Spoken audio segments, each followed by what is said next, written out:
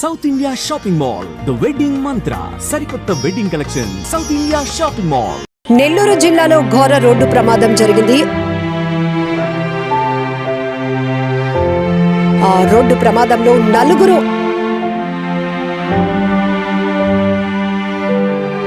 అక్కడికక్కడే మృతి చెందారు. నెల్లూరు జిల్లాలో ఘోర రోడ్డు ప్రమాదం జరిగింది.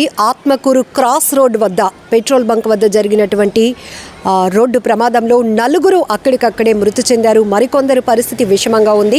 ఆ పెట్రోల్ బంక్లో ఫ్యూయల్ ఫిల్ చేసుకుని బయటకు వస్తున్నటువంటి ఆటోను అతి వేగంగా వచ్చినటువంటి కారు బలంగా ఢీకొట్టడంతో ఒక్కసారిగా ఒకవైపు కారు ఆటో ఎగసి పడ్డాయి. దీంతో ఆటోలో ప్రయాణిస్తున్నటువంటి 10 మందిలో నలుగురు అక్కడికక్కడే ప్రాణాలు కోల్పోయినటువంటి దుర్ఘటన తీవ్ర దిగ్భ్రాంతికి గురి చేస్తోంది. ఒక్కసారిగా ప్రాంతంలో విషాద ఛాయలు అలముకున్నాయి.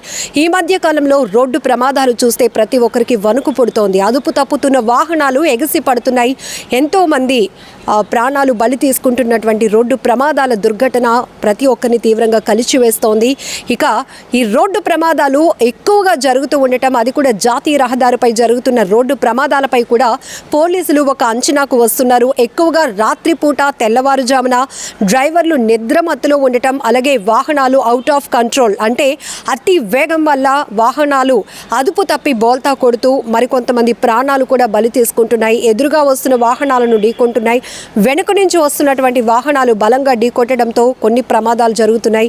ఏదేమైనా ఇలాంటి రోడ్డు ప్రమాదాల్లో అక్కడికక్కడే ఎక్కువ సంఖ్యలో మృతుల సంఖ్య ఉండటం కూడా చాలా దిగ్భ్రాంతికరమని చెప్పొచ్చు. సో రోడ్ హిప్నోసిస్ అనేది ఎక్కువగా ప్రమాదాలకు కారణమవుతున్నట్లు పోలీసులు గుర్తించారు. వైద్యులు కూడా సూచిస్తున్నారు. ఎవరైతే డ్రైవర్స్ ఉంటారో వాళ్ళకి రోడ్ హిప్నోసిస్ ఉంటే కనుక వాళ్ళు డ్రైవ్ చేస్తున్నప్పుడు ఒక 2.5 hours తర్వాత 3 గంటల డ్రైవింగ్ కంటిన్యూగా చేసిన తర్వాత వాళ్ళకి ఐస్కి బ్రెయిన్కి సంబంధించినటువంటి కనెక్షన్ ఉండదు అనేది కూడా ఈ రోడ్ హిప్నోసిస్లో గుర్తించినటువంటి పరిస్థితి ఉంది. దీనివల్ల వీళ్ళు ఎదురుగుంటా వాహనం ఎంత స్పీడ్గా వెళ్తోంది, వెనక నుంచి వస్తున్నటువంటి వాహనాల స్పీడ్ని కూడా వీళ్ళు గుర్తించలేకపోవడం వల్ల ఒక్కసారిగా సడన్ బ్రేక్స్ వేస్తూ ముందు వాహనాలను ఢీకొట్టే పరిస్థితులు కూడా ఉంటాయి. సో రోడ్ హిప్నోసిస్ వల్ల ఎక్కువగా వీళ్ళు నిద్రమత్తులోనికి జారుకుంటారు అనేది కూడా ఒక కారణంగా తెలుస్తోంది. అయితే ఇప్పటికే జాతీయ రహదారులు రక్తం ఓడుతున్నటువంటి పరిస్థితులు కనబడుతున్నాయి. భారీ వాహనాలు బోల్తా కొడుతున్నాయి. ఒక వాహనం మరొక వాహనం బలంగా ఢీకొట్టడంతో ఎంతో మంది ప్రాణాలు కోల్పోతున్నారు. తల్లిదండ్రులను పోగొట్టుకుంటున్నటువంటి పసిపిల్లల్ని చూస్తున్నాం. పసిపిల్లలతో పాటు కుటుంబాలు కూడా రోడ్డు ప్రమాదంలో ప్రాణాలు విడుస్తున్నటువంటి దుర్ఘటనలు ప్రతి ఒక్కరిని తీవ్రంగా కలిచివేస్తున్నాయి. అసలు రోడ్డుపై ప్రయాణించాలంటేనే పాదచారులు కావచ్చు, వాహనదారులు కావచ్చు, వణికిపోతున్నటువంటి పరిస్థితి, ఒక ఫియర్, ఒక భయాందోళన నెలకొంటుంది. ఎందుకంటే వరుసగా జరుగుతున్న రోడ్డు ప్రమాదాల తీరు చూస్తుంటే కనీసం ఒక ప్రమాదం అక్కడ జరిగింది అంటే 4 నుంచి 5 ఇలా ప్రాణాలు పోగొట్టుకుంటున్నారు. కొంతమంది అయితే శరీర భాగాలు నుజ్జునుజ్జైపోతున్నాయి. తీవ్రంగా గాయపడి క్షతగాత్రులుగా మారి హాస్పిటల్ పాలవుతున్నటువంటి పరిస్థితులు కూడా కనపడుతున్నాయి. ఎంతోమంది ఇక్కడ వరకు ఒక శుభకార్యానికి వెళ్ళి వస్తున్న వాళ్ళు కూడా ఒక నిర్లక్ష్యం డ్రైవింగ్లో ఉండటం వల్ల ప్రమాదానికి గురవుతూ ప్రాణాలు పోగొట్టుకుంటున్నటువంటి పరిస్థితులు కూడా ఉన్నాయి. ఇలా రోడ్డు ప్రమాదాలకు విశ్లేషించుకుంటూ పోతే అనేక కారణాలు. మొట్టమొదటిగా అతి వేగమే ప్రమాదాలకు ఎక్కువగా కారణమవుతోంది. మరికొన్ని చోట్ల సెల్ఫ్ యాక్సిడెంట్స్ కూడా మనం చూస్తున్నాం. స్పీడ్ని థ్రిల్గా ఫీల్ అవుతున్నారు కానీ అది మన ప్రాణాలు తీసేస్తుంది అనే వాస్తవాన్ని కూడా కొంతమంది తెలుసుకోలేకపోతున్నారు. ఇక్కడ హై స్పీడ్గా వెళ్ళటం మంచిది కాదు, రోడ్ యాక్సిడెంట్ జోన్స్ అని హెచ్చరిక బోర్డులు పెడుతున్నా కూడా అవేవి పట్టించుకోవటం లేదు. బేఖాతరు చేయకుండా ముందుకు వెళ్తూ ఉండటం, థ్రిల్గా ఫీల్ అవుతున్నారు స్పీడ్గా డ్రైవ్ చేయటాన్ని.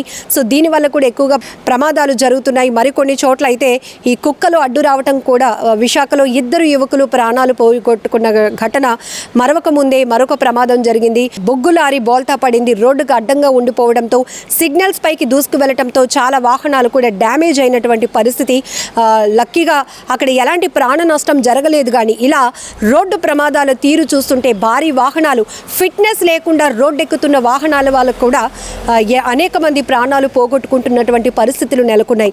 ఏదేమైనా నెల్లూరు ఆత్మకూరులో జరిగినటువంటి రోడ్డు ప్రమాదంలో మృతి చెందినటువంటి 4 కూడా రోజువారీ కూలీలు. వీళ్ళు తరచుగా ఇదే ఆటోలో 10 మంది వరకు కూడా కూలి పనుల కోసం వెళ్తూ ఉంటారు. ఈ క్రమంలోనే వాళ్ళు కూలికి వెళ్తూ ఉండగా అక్కడ ఆత్మకూరు జంక్షన్ వద్ద ఉన్న పెట్రోల్ బంక్లో పెట్రోల్ నింపుకొని ఆటో బయటకు వస్తున్న తరుణంలోనే కారు బలంగా ఢీకొట్టి ఢీకొట్టడంతో ప్రమాదం జరిగి అక్కడికక్కడే 4 ప్రాణాలు కోల్పోయారు. మరికొంతమంది పరిస్థితి కూడా విషమంగా ఉంది.